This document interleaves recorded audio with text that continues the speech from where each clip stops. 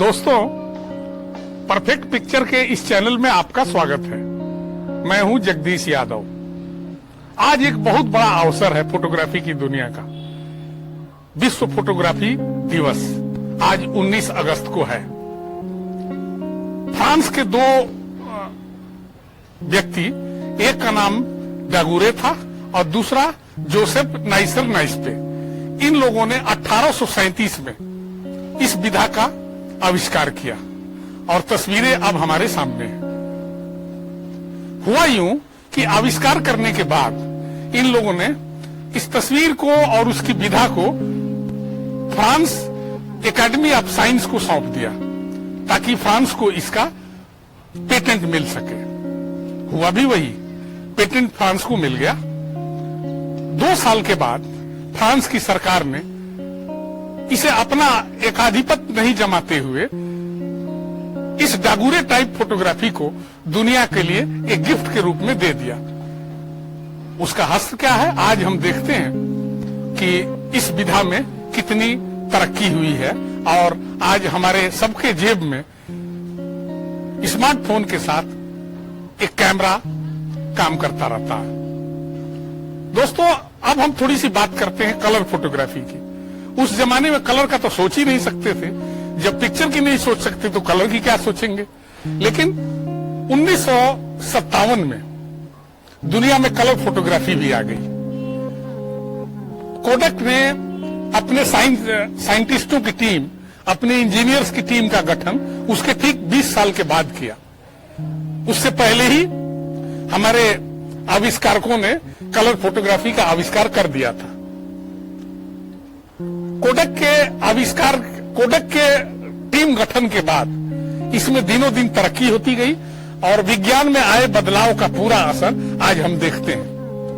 मित्रों, आज इस खास दिन पर मेरी अपील होगी कि आप सब लोग, आपके पास उपलब्ध जो भी उपकरण है, चाहे वो कैमरा हो या मोबाइल हो, तस्वीरें खींचें, लोगों को शेयर करें और लोगों के मनोभाव जो तस्वीरों में लोग आते हैं उनको कैद करके रखें।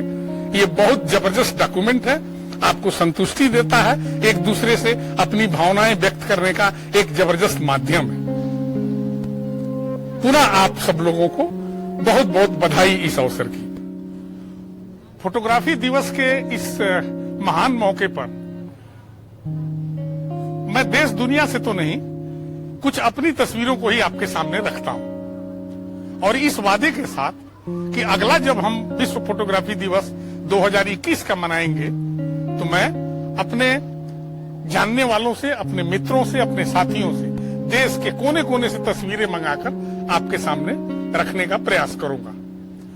आज मैं आपको जिन तस्वीरों को दिखाने जा रहा हूं उसके बारे में भी थोड़ा बताता चलूंगा।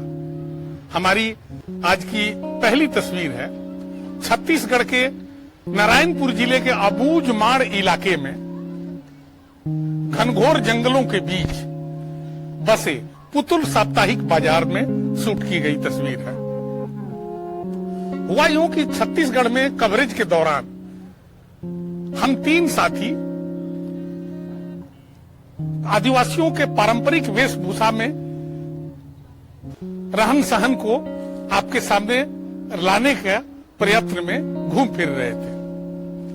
हमें जानकारी मिली कि अगर पुतुल साप्ताहिक बाजार जाया जाए तो वहां पर पारंपरिक वेशभूषा के आदिवासी समुदाय मिल जाएंगे। सो हम 3 फोटोग्राफर, जिसमें बिलासपुर के जितेंद्र रात्रे, रायपुर के हीरा मानिकपुरी और मैं स्वयं अबूझमाड़ के उस घने जंगलों में चल दिए। पुतुल साप्ताहिक बाजार पहुंच तो गए, लेकिन बाजार अब क्लोज पर आ गया था, यानी कि वो समाप्ति पर था।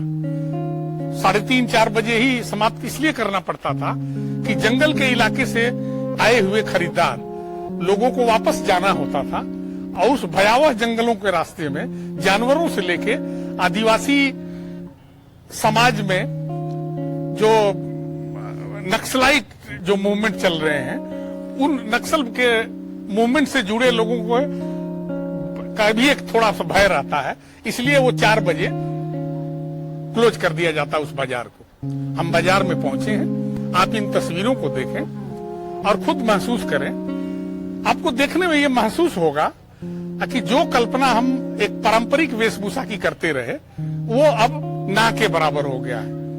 बाजारीकरण का इतना भारी असर उस जंगल के एकांत जगह में भी पड़ा है कि वहां की महिलाएं और पुरुष के जो पोशाक हैं वो उसी तरह दिखने लगे हैं जैसे कि प्रदेश के अन्य जिलों में या दूसरे अन्य प्रदेशों के गरीब इलाकों के लोगों में दिखते हैं।